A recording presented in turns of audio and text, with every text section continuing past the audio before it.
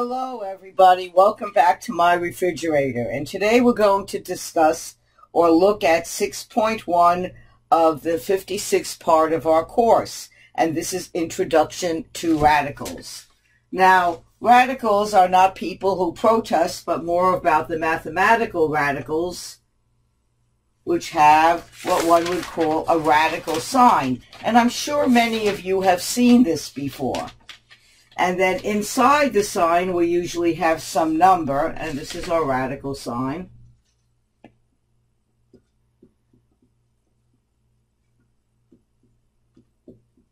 And inside the sign, we usually have a number, and the number is technically called a radicand.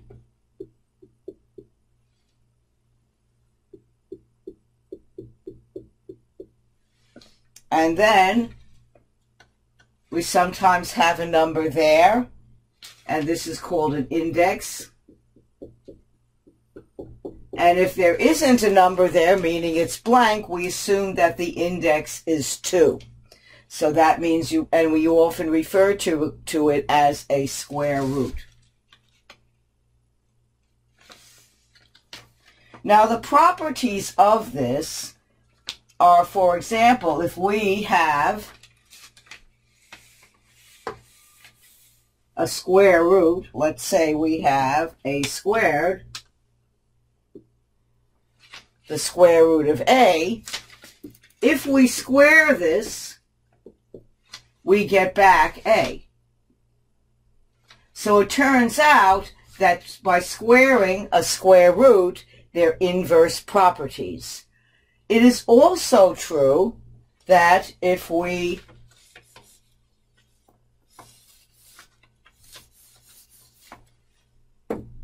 square in here, meaning we square the radicand, and it's a square root, we also get back a.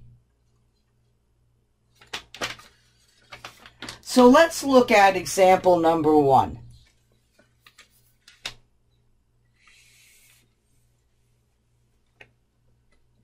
So example number 1 asks us to find the square root of 64.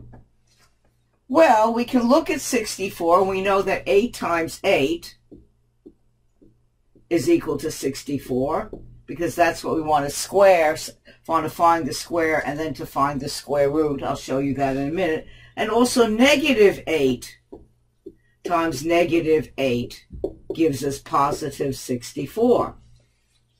But the thing is we don't look at this one. And the reason is because it can, by definition, it has to be non-negative. So we forget about this one, and we're just going to look at this one. So it turns out that 8 times 8, so if we do the square root of 64, that's equal to the square root of 8 times 8, and because this is done twice, we end up with 8 as our final answer. So this, by squaring that inside, like I said earlier, we could get back. So by definition, if we go back to the square root of a squared is equal to a times a, and that will give us a. So that would be our definition and what we are using here. Now, the thing that you really need to know for this sort of stuff is you really have to know your root table. And if you look at your PowerPoint or your workbook, you'll see there's a list of roots that you need to know. You probably don't need to know the 4th roots for the certification exam. You certainly need to know the square roots up through about 13, and your cubed roots you should really know also up to about 125. So here we go. So it's really important that you memorize those square and cubed roots that I listed there. Now the radical rules I just showed you, the radical rules are a way to simplify radicals. So the product rule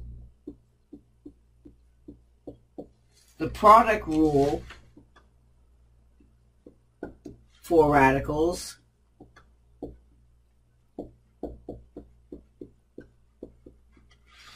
is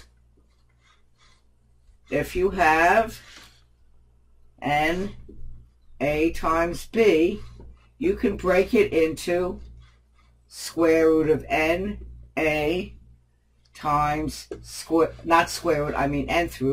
nth root of b. So that would be the product rule of radicals. And we're going to be using this in a lot of our examples.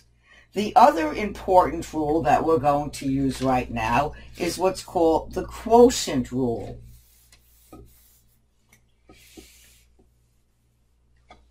Is called the quotient rule.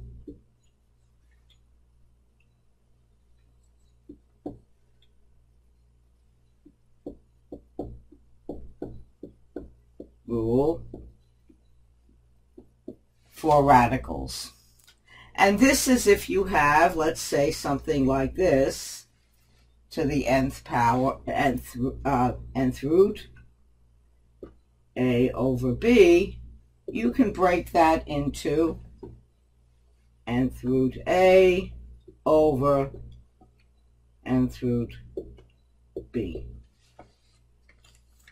Now, when dealing with negative numbers and radicals, the only restriction and concern is that negatives are not underneath the radical sign. We do not want any negatives. These are all positive, positive, positive, positive, because that will cause a little bit of a problem. We will deal with that problem later, but for now, we're going to assume and make sure that all of our numbers or radicands are positive. Otherwise, what will happen is we'll have imaginary numbers, and we'll be discussing imaginary numbers later.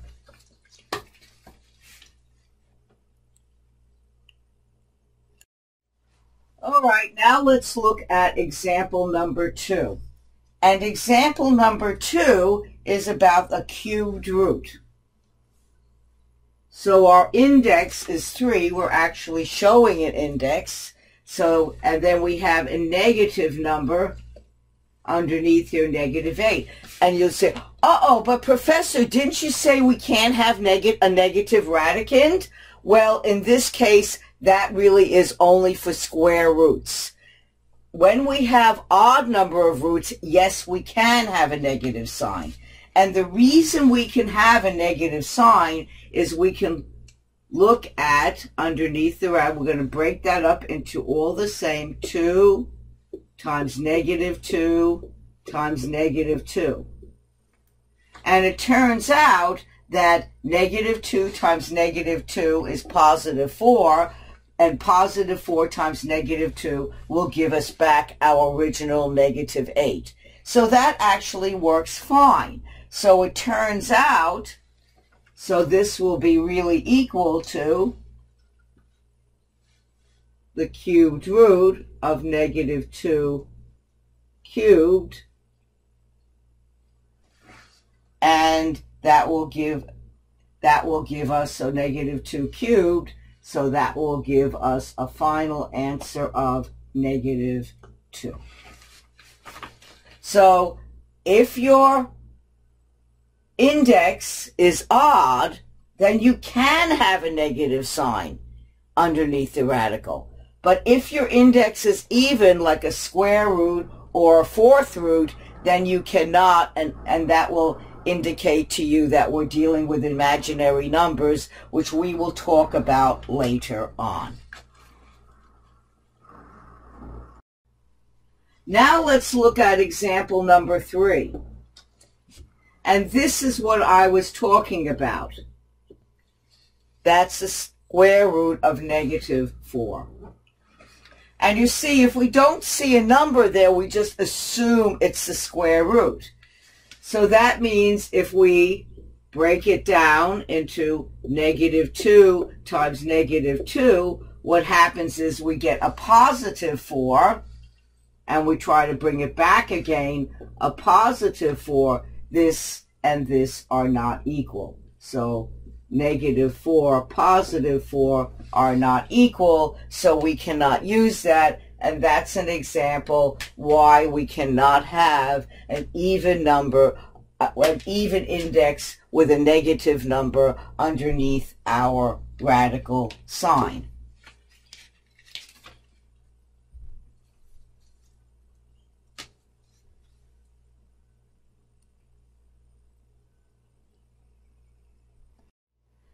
Since we're going to be using and looking at things in algebra, that means we're going to be looking at things with variables. So in example number 5, we have the square root of 25, a to the 4th, b to the 6th. So what I'm going to do is I'm going to do a little bit of bookkeeping using my product rule first.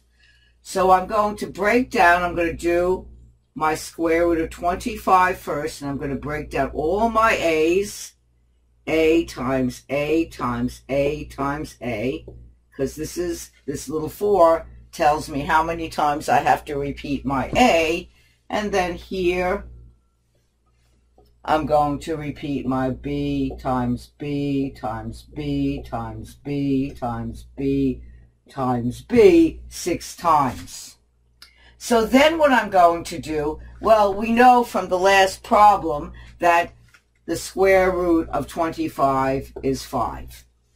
So we can just pull that out.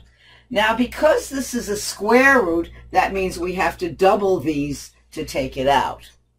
So that means we're going to have an a from here, an a from here, and similarly, we're going to have a b from here, a b from here, and a b from here.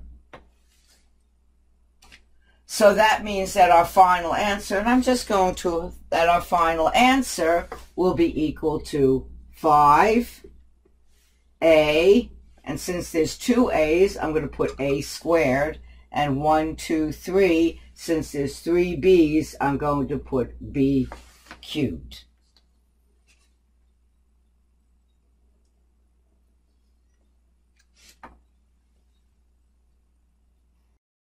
In number 6, we're going to look at a situation where we have a cubed root, because we have a 3 inside the little radical sign here.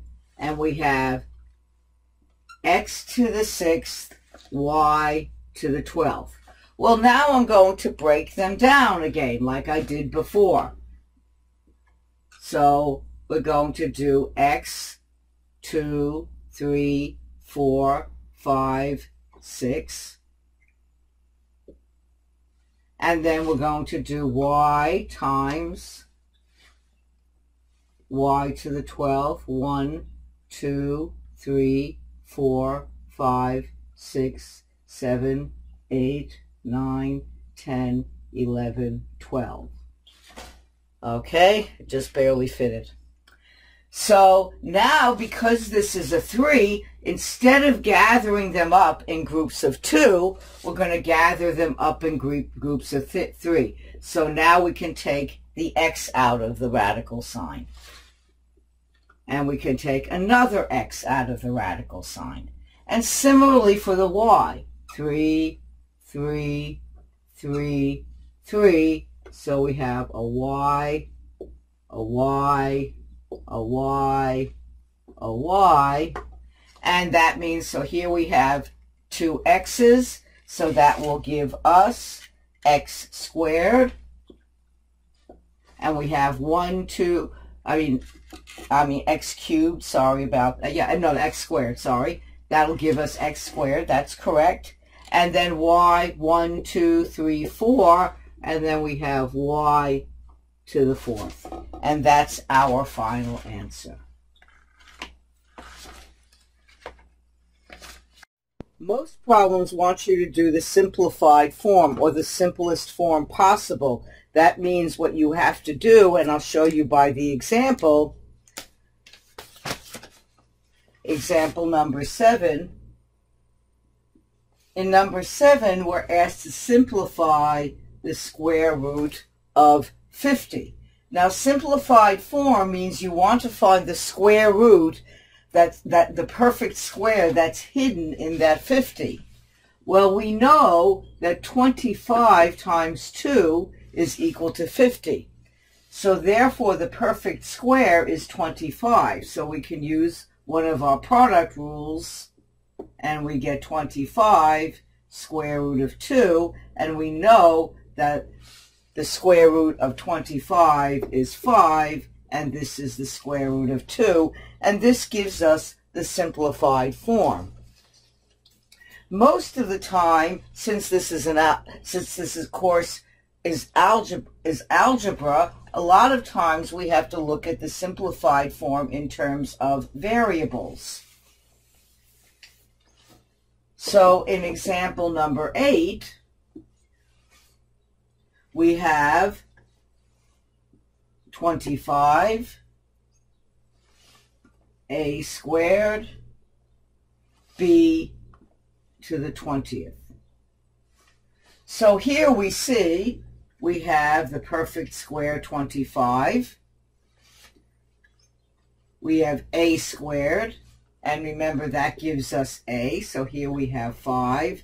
This gives us a, and this, well, since it's 20 and it takes 2 of them, 2 b's to take out of the square root sign, we can conclude that this is b to the 10th without having to write everything out. So our final answer becomes 5ab to the 10th, and this would be the simplified form, and this would be the one that would be desired in most problems.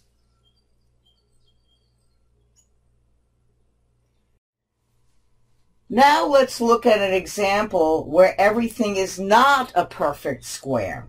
And you may ask, well, what do we do about that? Well, that's what we're going to do when we see example number 9.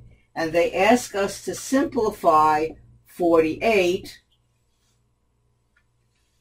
x to the 4th y cubed. So we're going to do what we've done before. So I'm going to do 48 x squared. That will give us the 4th. And then the y, I only have one that's squared, and then the y that's left over to give us y cubed. So 48, it turns out, is 16 times 3. So we have the perfect square 16, which is 4, and then the square root of 3 left over. Here we can take 2 of these out of the radical sign and get 2x, so we can get x squared. And here we can take one of them out of the radical sign because of the square, but the other one is left inside the radical sign. So now what we want to do, so that means that this is going to be y. I'll just rewrite it for clarity. So this we're going to have that. Now what we're going to do is rewrite it where all the ones outside of the radical sign, usually the number is first, x squared y, and then underneath we put the radical sign, and what's underneath the radical sign is 3y. Let's get that squared a little bit closer so it can be seen. Okay, so here you see it, so that means that our final answer would be 4x squared y, radical or squared of 3y.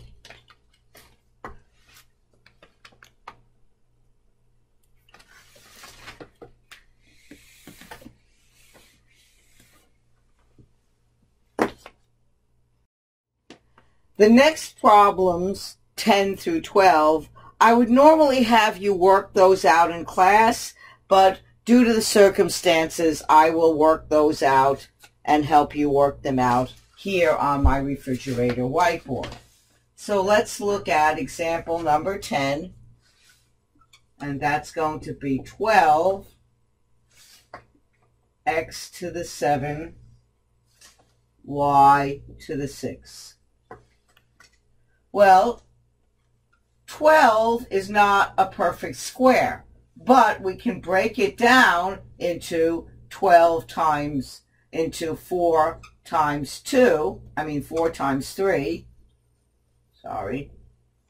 4 times 3, and 4 is a perfect square, even though 3 is not, so that would be 2 square root of 3. The next part, 7, well, we can write that as x squared, x squared, x squared. So that means we have 6, and then one left over x. So we can take out the ones that are perfect, that are squares, which would be our variable perfect squares, and write those as x, x, x, and then square root of x, which we can finally write as x cubed square root of x. And then the last one, y squared, y squared, y squared. So that would give me y to the 6, and I'm writing them so I can pull them out as perfect squares, and that means I get y, y, y, and that will give us y cubed. So again, if I rewrite this with my with the things that are not under the radical sign, I would write that as 2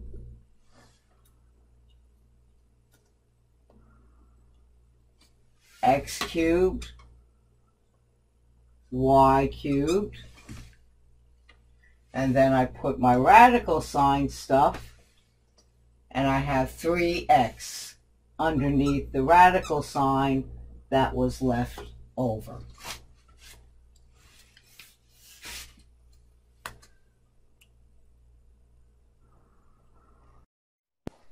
Example number 11, we have square root of 54, a to the 6, b squared, c to the 4th. So we see that this is a cubed root, and that means we're going to have to look for all the hidden cubes.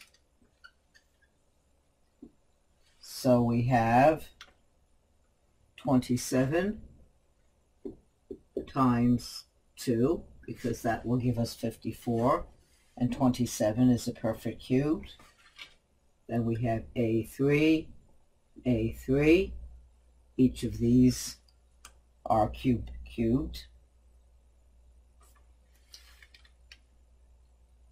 B squared, we can't do anything with. C cubed C. So now we take out everything that is cubed. That is a perfect cube. So we have 27, which means 3 times 3 times 3 gives us 27. We have 2 perfect cubes here. That'll give us a squared. And we have a perfect cube here. That'll give us c. And then all the ones that are left over we'll put under the cubed root sign here. And that'll give us 2 b squared c.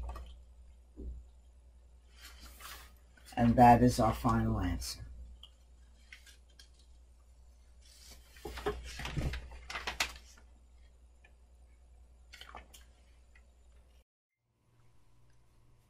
For the next problem, number 12, we're back to square roots.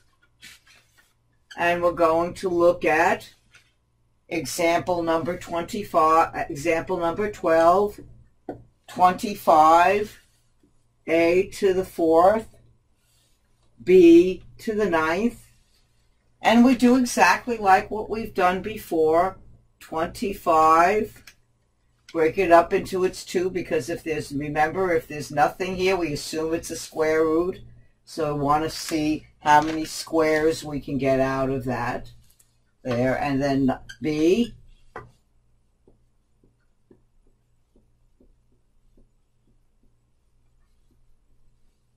So 2, 4, 6, 8, 9. And now, since 25 is a perfect square, it is 5. We have 2 perfect squares in here, so it's a times a. And here, again, we have 1, 2, 3, 4. B, B, B, B, square root of b. And now we end up with putting it all together, 5a squared, b to the 4th, square root of b.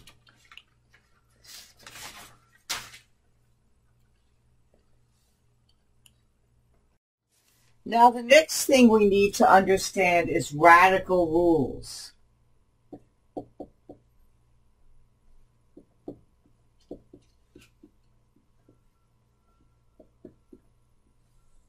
Because when you take examinations and various standardized examinations like the certification exams, there are certain ways, there's a certain way they want to see your radical. So you do not want to have any radicals in the denominator. So no rads in denominator. And what this means is you can't have something with some root, whatever it is, in the denominator. This is a no-no. The second thing is no fractions under the radical sign.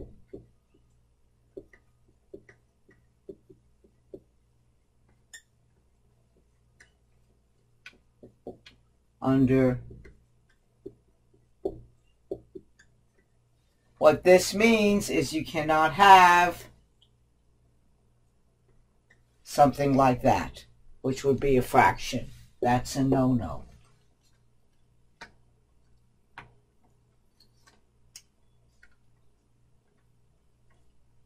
Or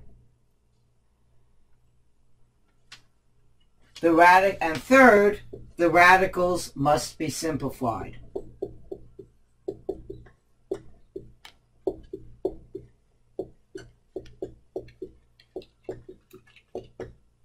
Simplified, meaning that if you have something that's the square root of 8, you can't leave it as the square root of 8.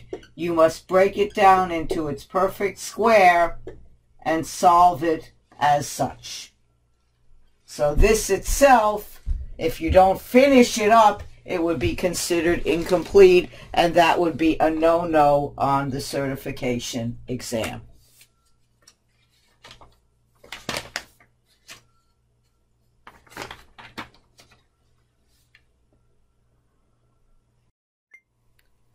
So let's look at how this can be done. So let's look at example number 1.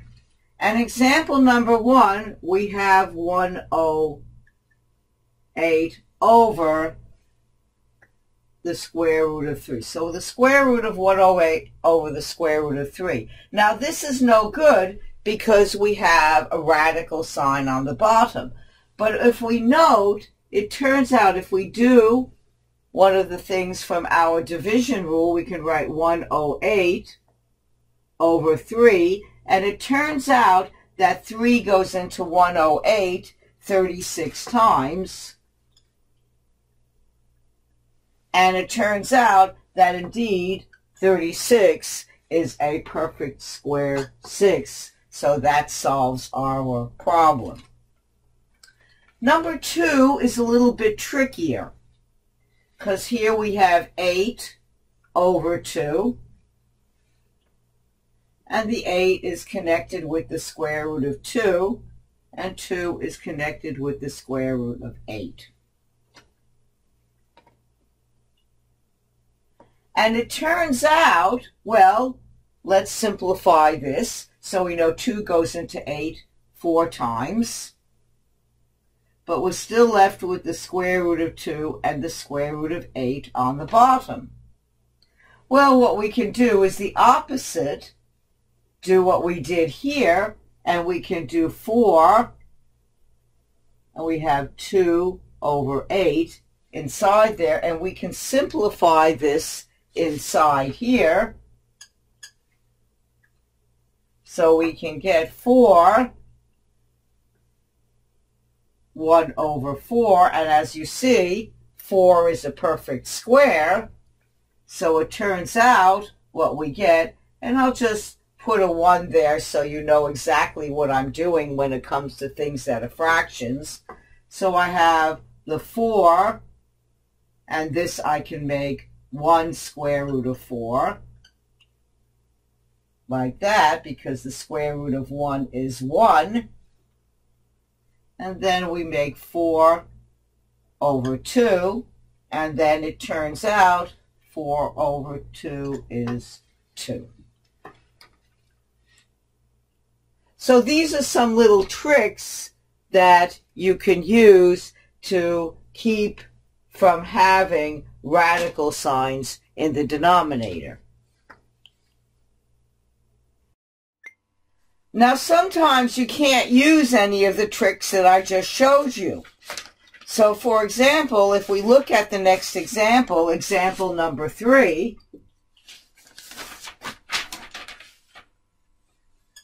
and we have square root of 5 over 7. And then what I do is I'll go square root of 5, square root of 7. That doesn't help us. So you may ask, well, what do? Well, we do something called rationalizing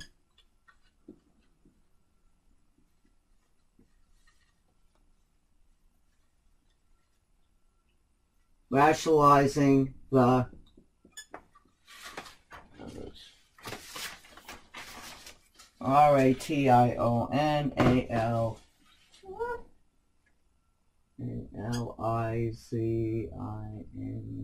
rationalizing the denominator.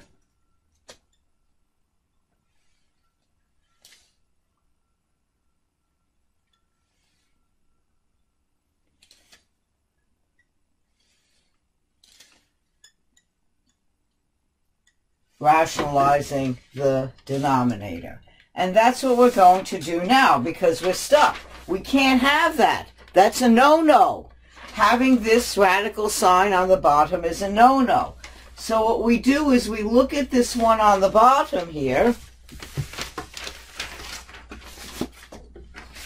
and we say what we're going to do is we're going to multiply the top and the bottom by the 7. So we have, square root of 7. So we have 5 square root of 7. And so what I'm going to do is I'm going to look at that square root of 7, because essentially when we have the same thing over the same thing, it's really equal to 1. So this is kind of a tricky trick. So what we do is what we usually do. We'll put together 5 times 7, and then bottom here is 7 times 7, and here, if you notice, we have, 5 times 7 is 35, and on the bottom here we have 7 squared, so that means we can take out that 7 because it's a square of a square root, and we end up with the square root of 35 over 7, which means that we're in good shape and everything is fine. This is called rationalizing the denominator. So let's try a few examples of this. So in example number 4, we have 5 square root of 3 on the bottom. Well, we know that the square root of 3 on the bottom is no good. And even if we put the 5 and the 3 together in some way, meaning make that 25, 3 doesn't go into 25. So there's no other trick that we could use. So the only thing we can do is what we called rationalizing the denominator. So I look at that square root of 3 and I multiply the top and the bottom by square root of 3, square root of 3. And then I see that I get 5 square root of 3 on the top, and on the bottom is 3 times 3, which will give us 5 square root of 3 over square root of 3 squared, perfect square. So now we have 5 square root of 3 over 3. And now no problem, no radical sign on the bottom, no fractions, and everything is simplified.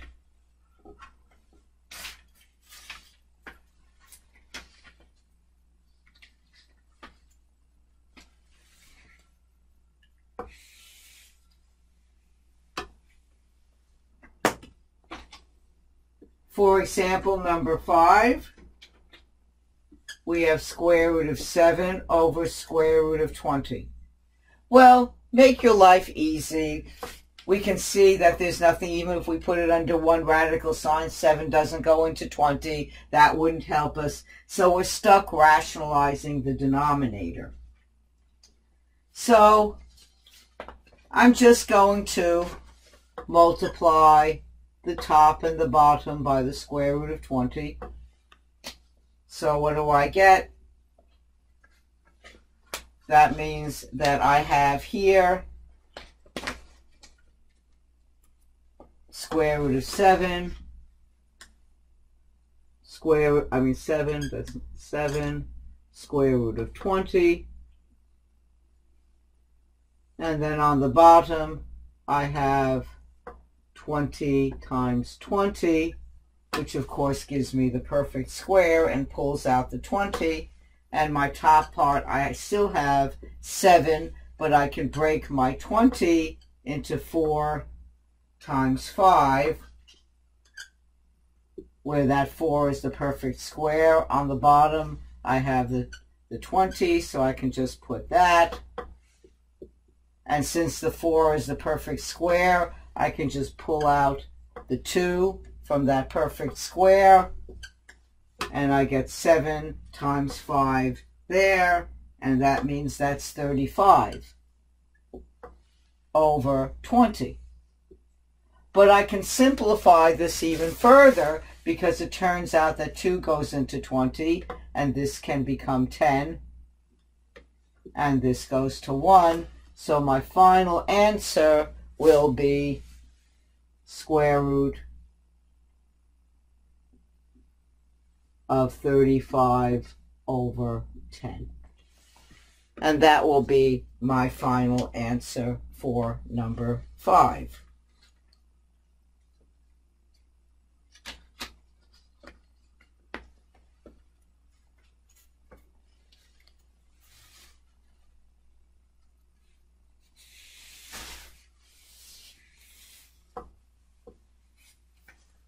For number 6,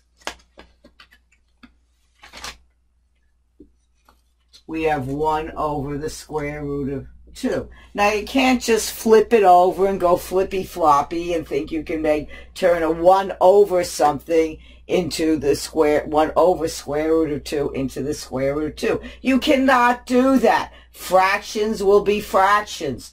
Do not make fractions into non-fractions. So what you must do here is you must rationalize the denominator again. So we have, so I'm just going to multiply it.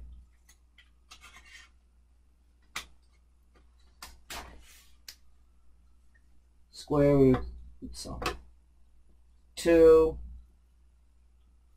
2.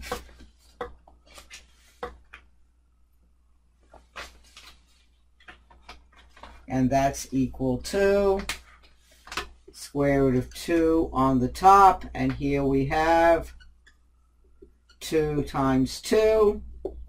So square root of 2 on the top. And then 2 squared. And that's the same thing as saying the square root of 2 over 2. And there's nothing further we can do with that. Don't try to make stuff that's going on that's not there. Be very, very careful. Don't do the silly things. Okay, so here we have it, a few examples, and we'll do a few more examples. Do it using some of these techniques. In these next examples, I will show you how to work through them and how they are done. Again, usually I'd have you work it out in class, but given the circumstances, I'm going to do it this way. So we have 7, question number 7, and we have the square root of 6 over the square root of 7. Well, this looks like one where I have to rationalize the denominator.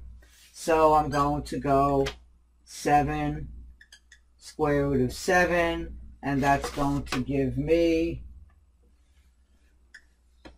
6 times 7 over, and remember this is just going to come out as 7, and that's going to give me the square root of 42 over 7. And that's as much as I can do with that one. Number 8, square root of 5 over square root of 10. Well, I can maybe make it a little bit simpler by doing this. 5 over 10. And I can see that that would be the same thing as 1 over 2, which would be the same thing as the square root of 1, square root of 2, which would be equal 1 over square root of 2. Now I believe we saw something like this earlier, but I'll work through it again because it's not in its proper form. So what I'm going to do, I have no choice. I've tried everything I could, my other trick, but it still gave me a square root in the denominator. So now I have no choice but to rationalize the denominator. So I have 1 over square root of 2 times square root of 2 over square root of 2. And that's equal to the square root of 2. And as we discussed earlier, since we have 2 of the same, that will give me 2 square root of 2 over 2.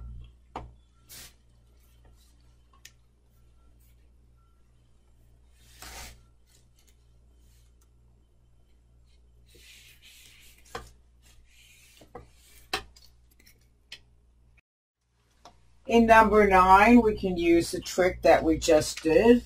So we have 4 square root of 5 over square root of 10. As I said, you can just rationalize the denominator and do that one straight out the way it is done in the PowerPoint, or you can do it this way, the way I'm going to do it now, which is a little bit different. 5 over 10, and I'll put this here as a place marker so you don't confuse fractions with whole numbers. And that's going to be equal to 4 of 1 over 2. So there we have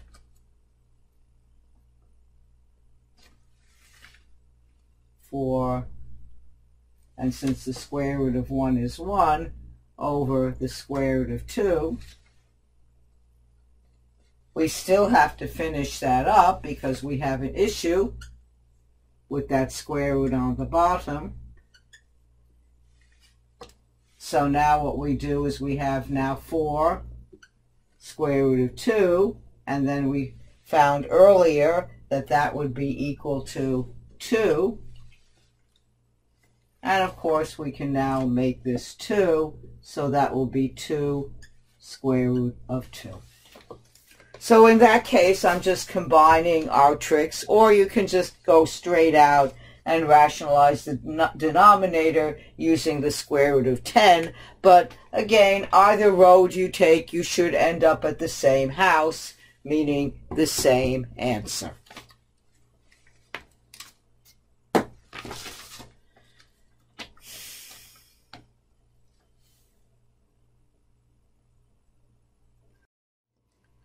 Working out a few more. Number 10. We have 3 over 2. Just right off the bat, that's no good because 3 over 2 is a fraction under a radical sign. So I'll just rewrite that, at least to take that out of because I can't reduce that any further. So now I see, here I have the square root of 2 on the bottom. I'm going to rationalize the denominator. 2, this is not 2. So I'm going to rationalize the denominator, and this will give me over 2, since these are both the same. So that will give me square root of 6. 3 times 2 is 6, and that is all right. Similarly, for example number 11,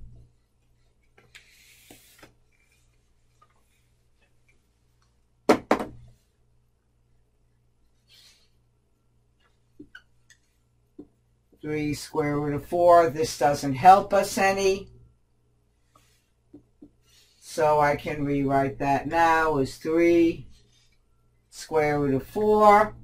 But this is very, very nice because we end up having a perfect square on the bottom here, and we end up with 3 over 2 since 4 is a perfect square, so there's no need to rationalize any denominator.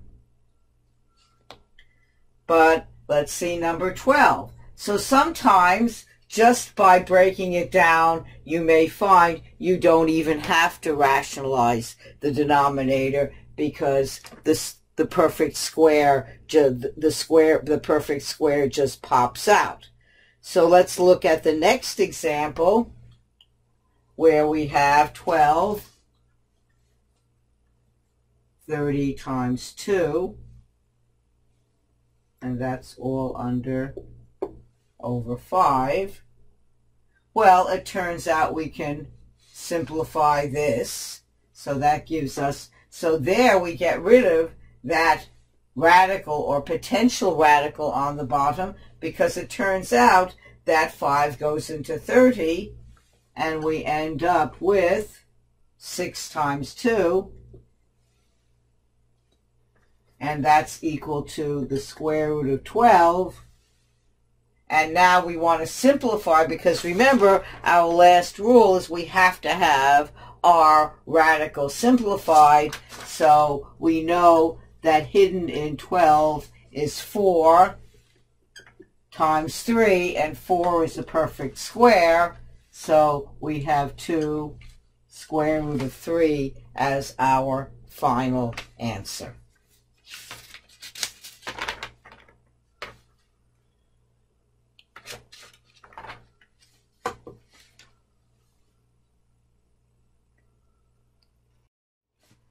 Practicing a few more. we have square root of 5, square root of 9. These can't be simplified with each other, but we end up having a square root of 9 on the bottom, and that's a perfect square. So we have 5 over 3, and there's nothing more we can do with that. Let's see what we can do with 14. We have 3 over 8. Nothing can be simplified inside there.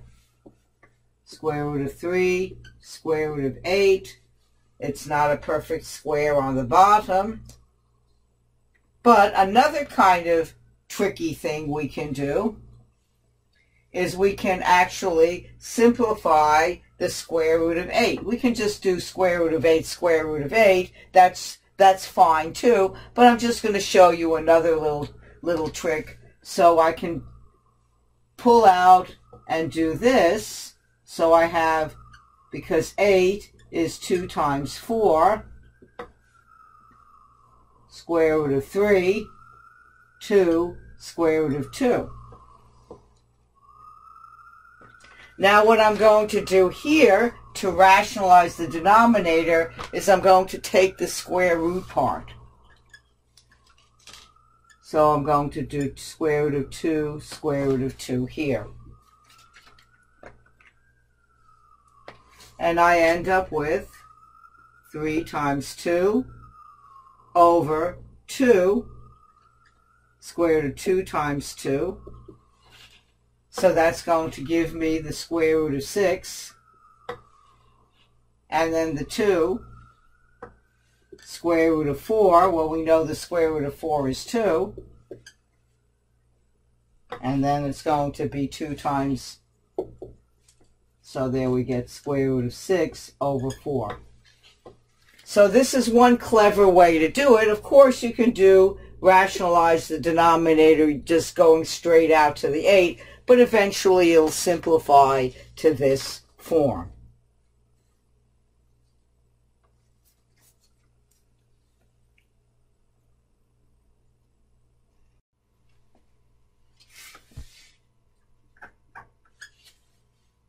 $15.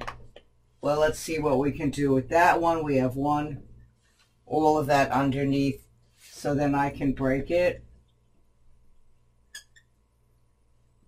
And 1, the square root of 1 is 1, square root of 6, but it looks like I'm stuck rationalizing the denominator.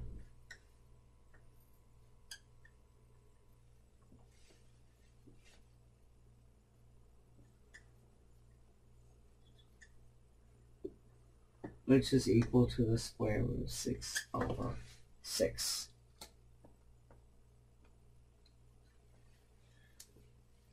And then number 16.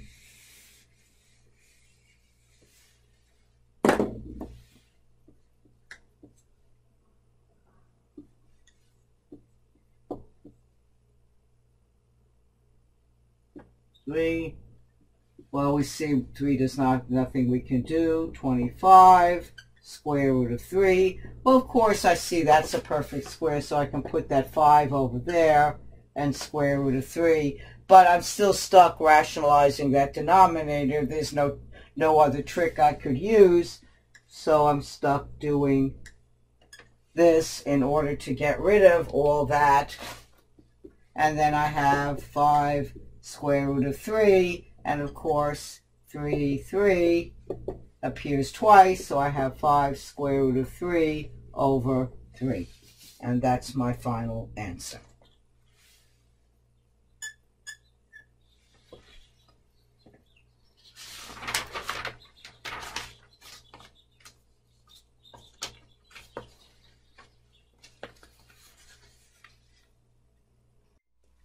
Now let's look at example number 17. Now, of course, you can do it using rationalizing the denominator. So we have 5 times square root of 70, square root of 5, all over square root of 7. Now, of course, because we have a square root of 7 in the denominator, you can rationalize the denominator, and of course, eventually, you'll get the right answer.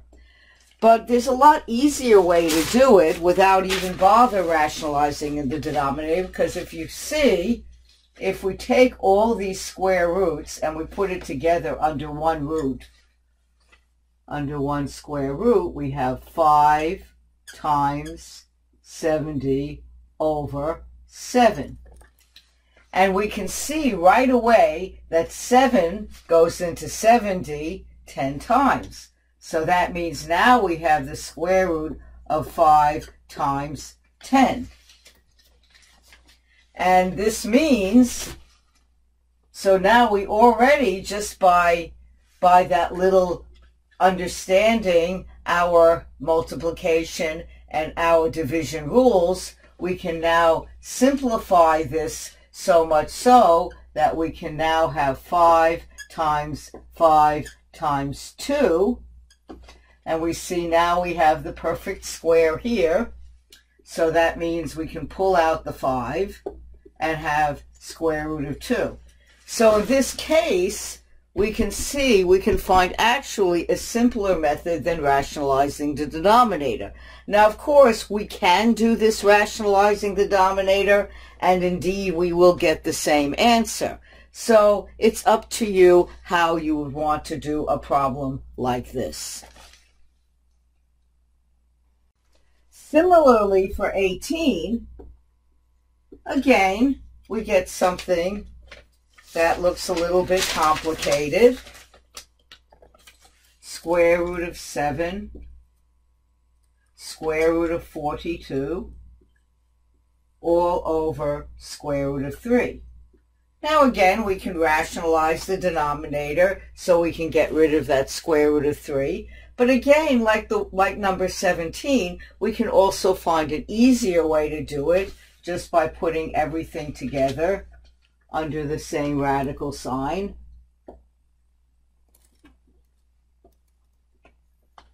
And we see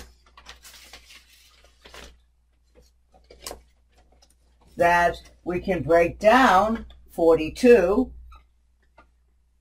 So we can have 7 times 7 times 6 over 3. And that is equal to 7 times 7 times 3 times 2 over 3. And there we go. The 3's cancel out. So now we have 7 times 7 times 2. And there we have our perfect square. So there we can just have 7 square root of 2. Again, if you prefer to do it rationalizing the denominator, and that's also done in the PowerPoint, if you would prefer to do it rationalizing the denominator, you will come out with the same answer. But by understanding all these tricks and all these rules, you can figure out different ways of simplifying it, and sometimes one way is quicker than another way. Now let's look at another example. So here is an example where we have actually a variable in the denominator. And this is example number 20. And we have 5y over 2x. So now we're going to use the division of radicals to do this. And we can't really simplify the bottom one at all, so we're just going to go straight into rationalizing the denominator because there's no way to really do anything else. And then we get the square root of 10x y. And we see these two are the same. So we have, since they're the same, then we can pull it out and just put 2x.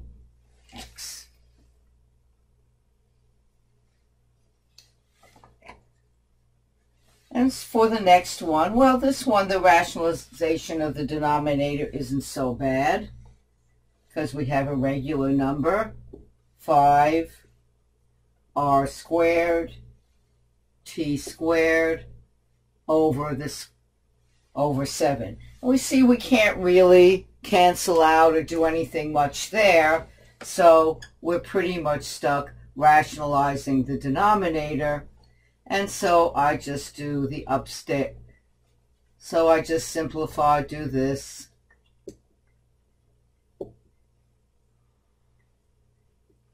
And then, as before, and this will give us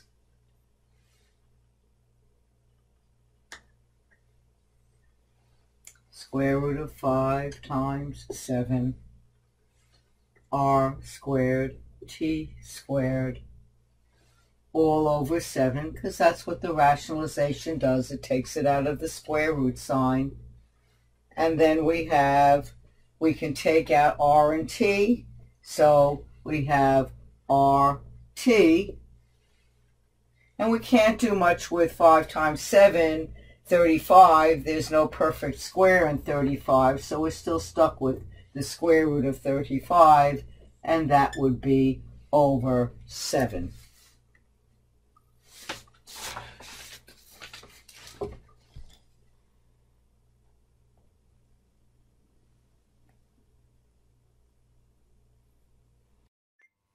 In example number 22,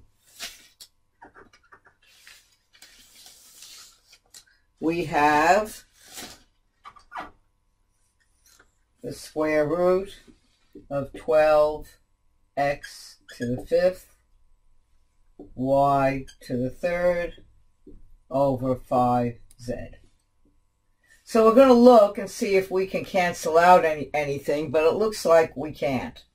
So what we're going to do is we're just going to break everything up as much as we can. So I have 12, which I can break up into 4 times 3. And there's my perfect square. And then I have the 5, which I can break up into x squared, and just x, because I want to get those doubles, because those are the ones I'm going to pull out. And then I have y squared y for y cubed. And that's going to be over the square root of 5z. So then what I do is I'll pull out the 2, because the 4 is the perfect square, and I'm left with the square root of 3 on the top there. And here I'm going to pull out these 2 x's, so I get x squared out here, square root of x. And then I'll pull out this y squared just as y, square root of y, and I'm still stuck with 5z. Still nothing I can really do to cancel it out. So then I'll just put it all together, put all the things not under a radical sign outside, 2x squared y, and everything that's under a radical sign all together in here. And then that's over the square root of 5z. Now, what I'll do here, since there was nothing, I don't want any roots on the bottom here, I'm going to rationalize the denominator here.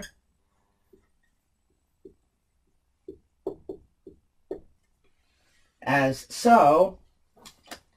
And so finally I get this 5, and the z will go under the square root sign, so that will give us 2x squared y.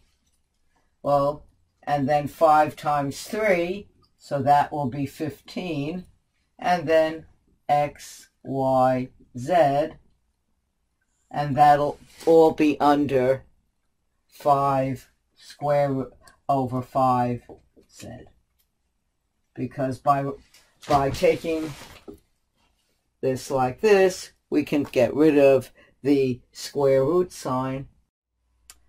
Now let's look at the last example, example number 23. So here in number 23, we have the square root of 81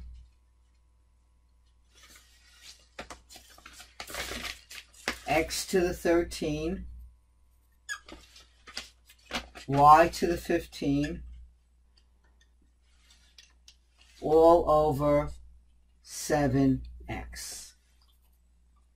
So here we see we have an x on the bottom and x on the top, so we can actually cancel one of those out and get 81x to the 12th, y to the 15 over 7.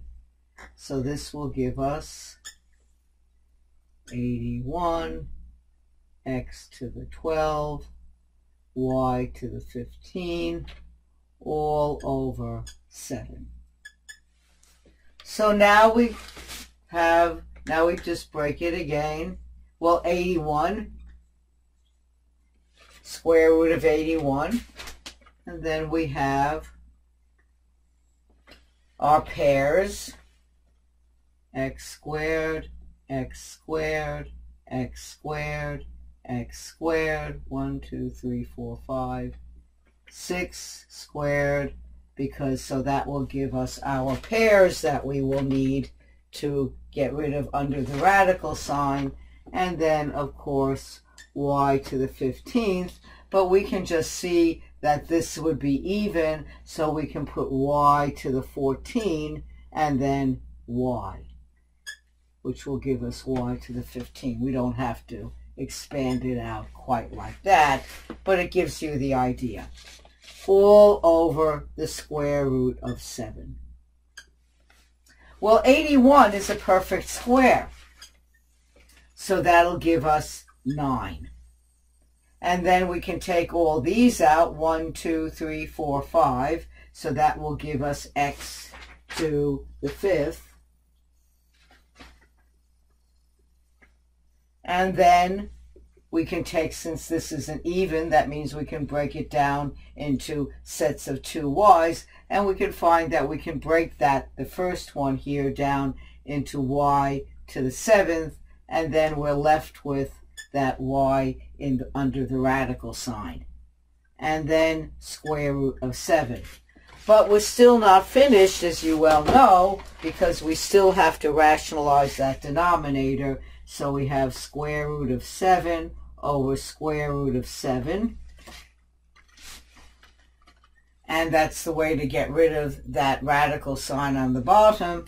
And we're left with 9x to the 5th, y to the 7th, and then the square root of 7y all over 7. So that's the end of this lesson, and thank you very much for watching, and stay well, and take care. Thank you.